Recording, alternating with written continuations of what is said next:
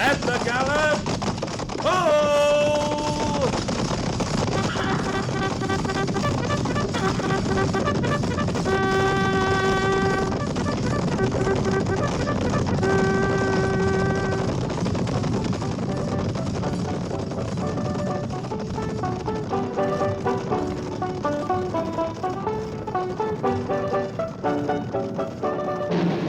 Fort Laramie.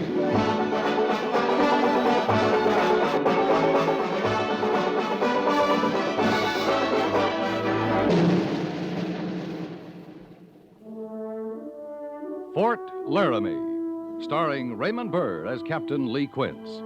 Specially transcribed tales of the dark and tragic ground of the wild frontier. The saga of fighting men who rode the rim of empire. And the dramatic story of Lee Quince, Captain of Cavalry.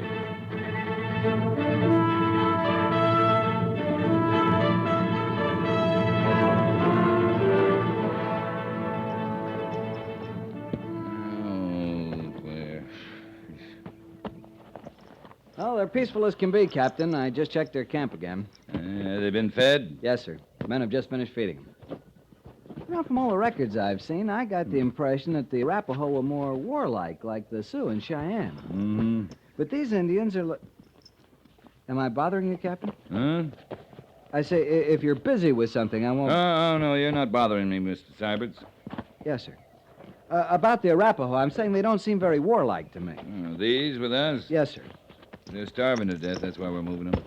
Now, where the devil did I put them? Can I help you? They're not in my pockets. I thought I might have put them in something in my saddle roll. If you've lost something, Captain, I'll be glad to help you look. Yeah, fine. Oh, you didn't see me putting any stuff together before we left Fort Laramie, did you? Well, you'd packed up when I saw you. I'd sure hate to lose them now. Put them in at the last minute knowing we'd be coming this way. Them, Captain? Sure, them. They come in pairs. Always kept them in a little leather pouch and thought you were going to help me look. Well, I was. I am, only you haven't said what we're looking for. The earrings. Oh, the earrings? I think I took them out of the pouch, but I got no memory for where I did put them. Captain, there's a little leather pouch hanging from your gun belt. Sure, that's it. I wanted them handy so I wouldn't have to look for them. Yes, sir. You did say earrings. Sure. Here, I'll show you. Kind of small, aren't they? Well, they're nice, sir. Garnets, aren't they? Oh, little ones. Littler than that are the little chip diamonds. In real bright sunlight, they got a little glint to them. I think they're very nice, Captain. Yeah. I'll bet you're glad you found them all right. They were my mother's.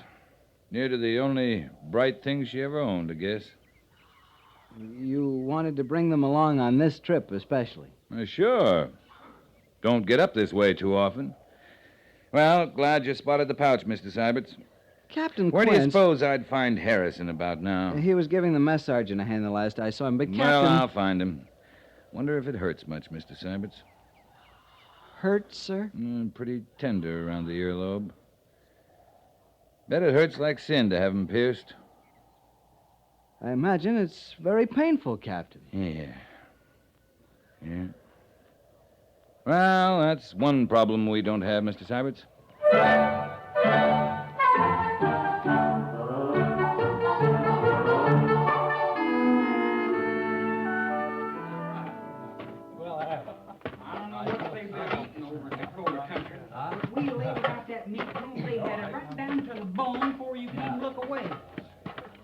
Harrison? Yes, sir, Captain. Come here. I want to show you something. Yes, sir. These mean anything to you? Earbobs? Mm-hmm. Well, now, they're right pretty, Captain, but they don't mean nothing to me. Well, they should. I sure ain't ever seen them before. I'd swear to that. No, you've never seen them before. I see you still wear that ring you bought. St. Louis, wasn't it? Yes, sir, St. Louis. But that was a spell ago, Captain, and you ain't figuring to strike up a trade. Of course not. Oh, I'm glad to hear that. Mighty glad. Because I got no need for air bottles. Oh, I promised him once, Harrison, a long time ago. You were there. I thought you'd remember. I'm trying hard to recollect, Captain. She took quite a shine to your ring. Stole it for a while. Then she said something about pretties not being for her. You talking about old Hattie, what's her name? Mm-hmm, Hattie Pelfrey. Why, that old buzzard. I clean forgot about her. She near killed us, Captain. And then turned around and saved our lives. This is Hattie's country, Harrison. I figure her cabin can't be more than 5 miles to the east. I'm remembering her now, something fierce. I carried you up to her cabin. You recollect you had that bad leg? Yeah, I remember. There you was, shot up to a fare-thee well, and that old lady just stood there with a shotgun on us and wouldn't let me bed you down till she took every bit of food and money and guns we had. And our horses. Them, too. And them Injuns, dog soldiers. Why, they was coming and going from her place the live long time we was there, bringing her food and all. She was right friendly with the Injuns. Arapaho. You mean these same ones we're toting over to the Wind River Valley? They're all Hattie's friends. And I've been over there feeding them, seeing to the needs? Oh, Hattie's gonna miss her friends. I thought we ought to ride over to her place first thing in the morning. Give her these earrings. She was the meanest, most cantankerous old witch I ever saw. And she was a witch, Captain. More of that than a woman. I never in my life... Did you say ride over to her place? Yep, before we break camp in the morning. You mean call on her proper? Like she was a great lady? I promised her the earrings next time I came her way. Well, I know, but... Why, Captain Quince, she'd soon fire on you as look at you. Oh, you're awful rough on an old lady, Harrison. Old lady. You coming with me voluntarily, or do I make it an order?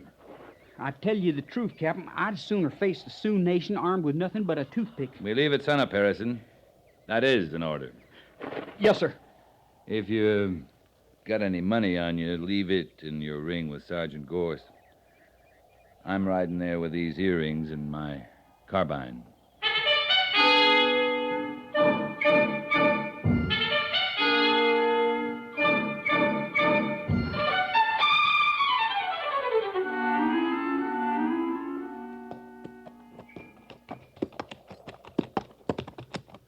I'm getting a sick feeling just knowing we're getting near to old Hattie every minute. You better ease up on your talk, Harrison. We're only about a quarter mile from her cabin. Chances are Hattie can hear every word you're saying. Probably standing up on her perch watching us, too. I got a kind of instinct when I'm riding into a body's gun sight. Oh, Hattie wouldn't shoot at this distance. She's got buffalo guns. They'll shoot nearly a mile away. Yeah, but she'd have to walk clean out here to fleece us after the shooting. Hattie'd consider that a waste of motion. Captain, you gone soft on that old lady? She's every bit as lovable as a polecat. But she did save our lives once, and I promised her the earrings. It ain't that you trusting her then? She's pure larceny and a little murder thrown in. No, I don't trust her. I'm just paying an old debt, Harrison. Yes, sir.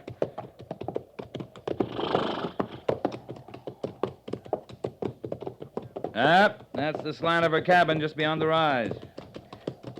A man would be plumb foolish to ride straight up to a door. Uh-huh. The way she goes around thieving, she might have took a howitzer off an infantry regiment passing by. She called you a bawling calf once. I swear you're sounding more like one all the time. Don't you fret yourself, Captain. Once we get around her, I'll be right quiet like. Oh, she ought to be within earshot now. I can make out the door from here. It's open, sir. Hattie? Hattie Pelfrey? Now, she ought to heard that, Captain. Yeah, she should have. Come on, we'll lead our horses in. But if a man was of a mind to get away... Dismount, Harrison. Yes, sir. All right, now, keep a sharp eye out. She wasn't one to stay quiet in her cabin. I'm looking. Don't you think I'm not? Behind every rock, every blade of grass. Hattie? Hattie? Maybe she's off calling somewhere, Captain. The only life near here was the Arapaho, and they're back at our camp. But there was one friend in particular, remember? Sent her a side of beef whilst we was with her. Yeah, Standing Bear. Yeah, that's the one. He was an Arapaho chief. I asked about him from the others. They told me he didn't last the winter. Died of the cold.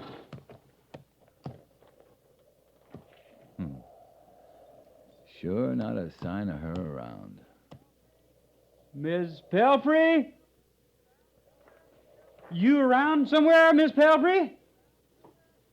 Yeah, let's go inside, Harrison. And leave the horses? Tether the horses. I'm going in. Yes, sir.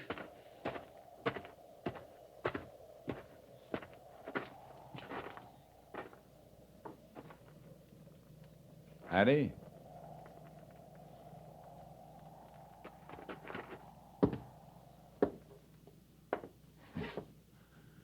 This is awful.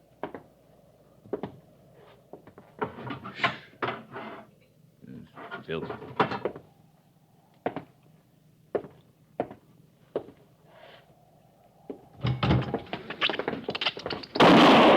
Captain, you all right? Captain! Just a rat, Harrison. I shot it. Oh, well, sure sounded like old times for a minute there, sir. The place is probably full of them. Oh, she was none too tidy when we was here, Captain. But she's let it go for fair now, ain't she? Nothing humans lived here for a spell, not even Hattie. Why, it's no more than a lean-to. Just crumbling. Everything's just crumbling. I wonder what's come of her. I don't suppose we'll ever know that, Harrison. Well, we better get back to camp. Yes, sir. She was right old, wasn't she, Captain? Right, old. I tell you, she was a mean old critter. I didn't warm to her, and I feared her some. But I sure didn't wish her no harm. Well, maybe you were right before. Maybe Hattie's off calling on her friend Standing Bear. You said he was dead, Captain. Yeah, he is.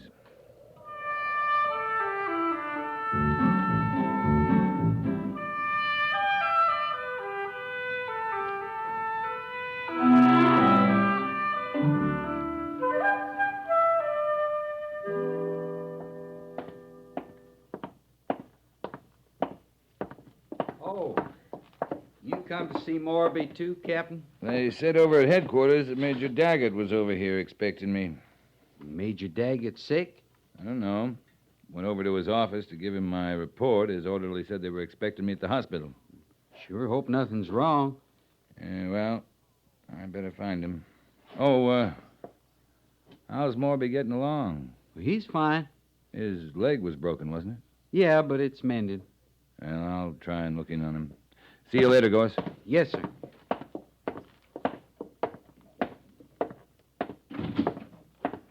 Oh, Major Daggett.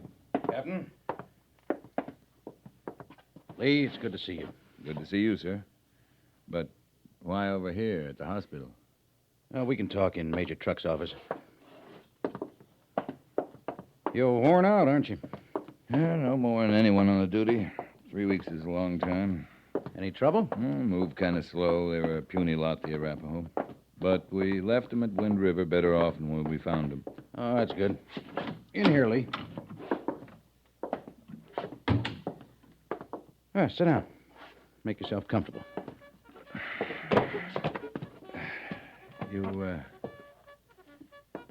You got someone sick, Major? Mary, is she sick? Mary's fine, thanks. Well, then. Lee, ever since I've known you, I've had the impression that you have no people, no family. That's right. Your father died just before the war. Couple months. And your mother? First winter of the war. You went home, did you, when your mother died? I didn't hear about it for almost a month. Word moved kind of slow then. Major, what's this about? How did you hear about your mother? Her minister wrote me a letter. It was written in ink, and the corporal who delivered it to me wore a bushy red mustache. All right, Lee, all right. I'm not trying to make this hard on you, but this is peculiar business. Yeah, it is. There's a woman down the hall. Major Trucks put her in the isolation room. An old woman, Lee. And she says she's your mother. She couldn't be. It wouldn't seem so. I don't know how she got here, but she came about 3 days ago. Whoever she is, she's sick. Awful sick. You better talk to Major Trucks about her.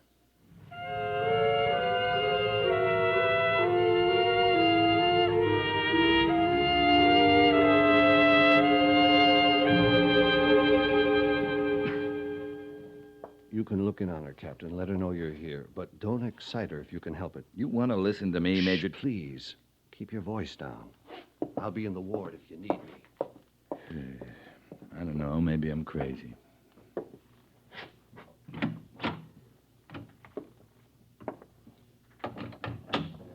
Hello, Sonny. Well, Hattie, I might have known it would be you. You got a kiss for your old ma, have you? I'm not supposed to excite you. My name the only one you could think of? You don't think I'd breathe the name of that bawling calf you had with you last we met. Besides, I figured I owed it to myself from Mr. Pelfrey to have an officer for a son. Hattie, how do you figure to get by with this? Well, Sonny, I'm getting by with it. I don't have to figure a thing about it. Might be the light in here, but you're looking downright seedy. You got a looking glass? Lawsy, Sonny, I'm old and sick. You just made my acquaintance about 60 years late. I was a fine-looking young thing. Yeah, I know you were. You, walked down here from your cabin, I suppose. Rode part way, walked, crawled, finally hooked on with a scrubby little wagon train. Oh, no, you hate the Army, Hattie. How come you'd make your way here? Now, where's an old woman like me gonna go when she's ailing? Standing Bear, he's dead. I know. I cut that bullet out of you. Saved your hide once, Sonny. Yeah, you sure did that. Look on it. It's your turn. All right. I'll do that. Yeah, you'd best run along now, Sonny. Let your old ma sleep. I declare, I'm wore thin. All right, you sleep, Hattie. I'll look in on you later.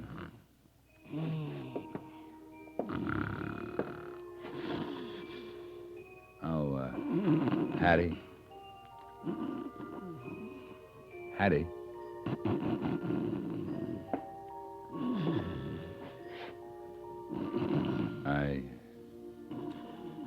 I almost forgot to give you these.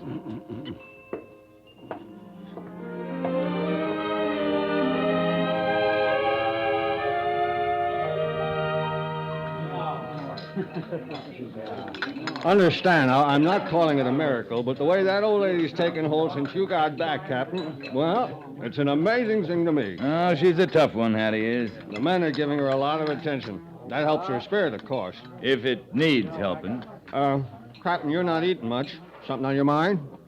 Hattie. She takes my appetite. Oh, I'm telling you, you can rest easy about her. She's going to make it. She'll make it. Not that that's any cause for me to rest easy. I just don't understand you. Sure, she claimed she was your mother. You gonna hold that against her? Why, she means that as a favor to you. She means it as a favor to herself. Look, Major Trucks, you don't know Hattie like I do. She'd pull all your teeth out if she took a fancy to the gold in them. Sure. She puts on a big show of being crusty. But I saw through that right away. Underneath, she's a sweet old lady. Uh-huh. And you don't fool me much either. You think she's pretty fine yourself. Well, I gotta get back. Oh, you, gonna look in on Hattie? I'll go with you. I'm stopping off at the storage room. First trouble I've had with it in months. Trouble? Pilfering. Somebody's pilfering the medical whiskey.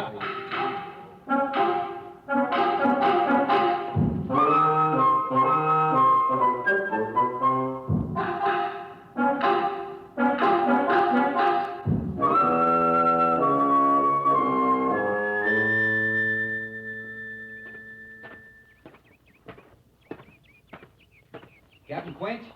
Oh, hello, Gorse. I just come from the hospital, Captain. Oh, how's Morby's leg, Sergeant? He's coming along. I come directly from Mrs. Pelfrey, though. She's complaining you ain't been to see her in days. She's getting plenty of attention. The men are being right good about calling on her, taking little things like that, but... Captain... Well, sir, we was always ones to speak our minds to one another. You got something to say. Say it, Gorse. I know she ain't your ma, but she looks on you like a son, and it grieves her that you don't show her more concern. Hattie told you that? Well, I guess I induced her to. I've been to see her a few times, come to know her a bit. I could tell something was, well, like I say, grieving her. She's getting along all right, isn't she?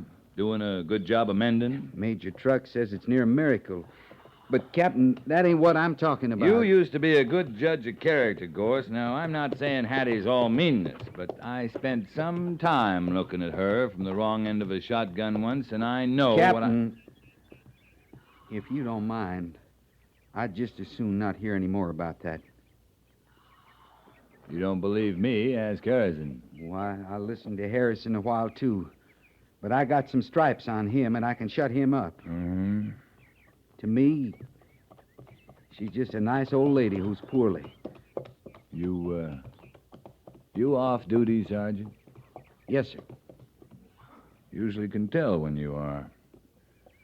Thought you wore your watch and chain when you were off duty. Well, I do. That is, I did.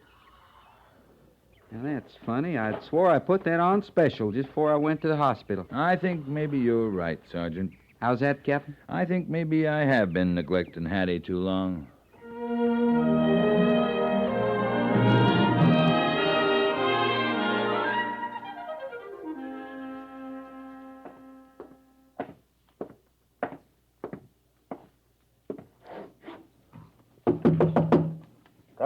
Come in.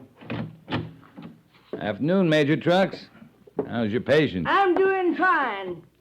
No thanks to you, Sonny. Captain, you missed the show. Mrs. Pelfrey was just up walking around the room like she owned it. I'm glad to hear that. Well, I'll leave you two to your talk. Now, you keep walking like you did just now. You'll be out of here in a couple of days, ma'am. To think I'm going to live to enjoy my twilight years after all. Oh, there now, there. I don't want to see tears in your eyes. Sonny'll wipe 'em away. Won't you, dearie? Yeah. Yeah. Yeah, I'll take care of the tears. Oh, Major Trucks. Yes? You ever get a line on that missing whiskey? Her cough medicine's there on her table. I couldn't help myself. Ooh.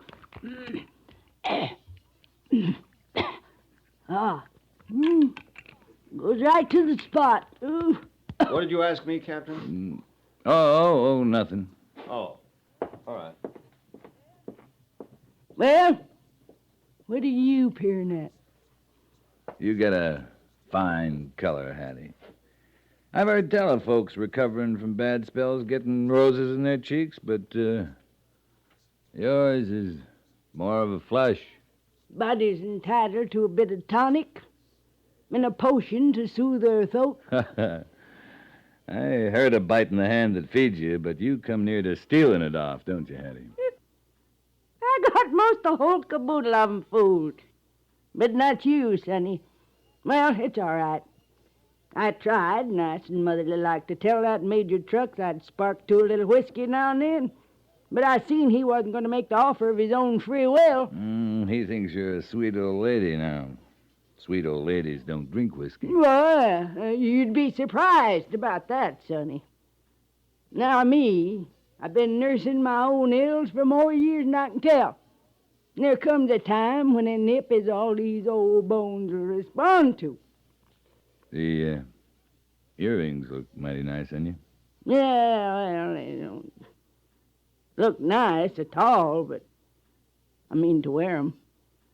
You told me there's your own ma's. I recollect that. I'm right proud to wear 'em. Well, with them diamonds, though, Sonny, not the size of hen's teeth, even. I was at your cabin, Hattie. You can't go back there. You rushing me out. You're coming back strong. You might get an idea to steal old Bedlam or the Platte River Bridge, and we need 'em. You know, I got a mind to go up, live with Standing Bear's kinfolk, Wind River. If anyone was to see I got there safe. I'll see you there, Hattie, when you're right able. Well, you're a fine son, dearie. Well, best you go now. Let your old ma get a rest. Oh, I might just want to kiss your cheek, just to be sure you'll rest easy. Why, sonny, did you can.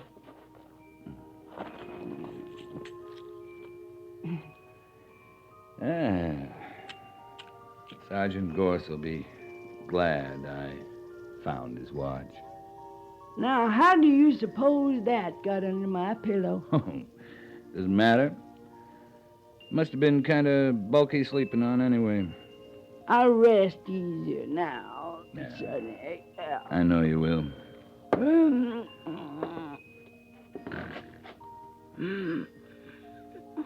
Oh, the money belt you took off me just now, Hattie.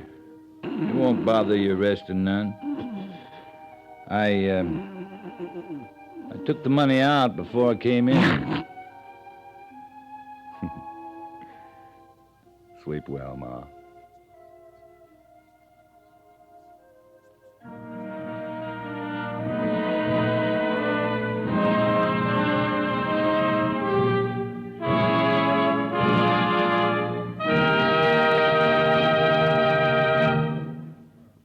Fort Laramie is produced and directed by Norman MacDonald and stars Raymond Burr as Lee Quince, Captain of Cavalry, with Vic Perrin as Sergeant Gorse. The script was specially written for Fort Laramie by Kathleen Height, with sound patterns by Bill James and Tom Henley. Musical supervision by Amerigo Marino. Featured in the cast were Virginia Gregg, Sam Edwards, and Paul Duboff. Jack Moyles is Major Daggett, and Harry Bartell is Lieutenant Seiberts.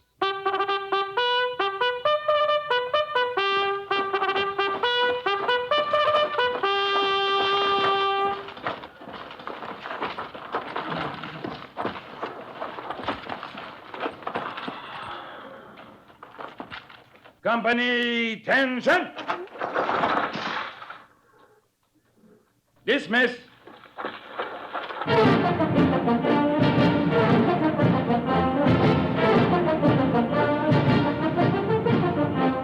Next week, another transcribed story of the Northwest frontier and the troopers who fought under Lee Quince, Captain of Cavalry.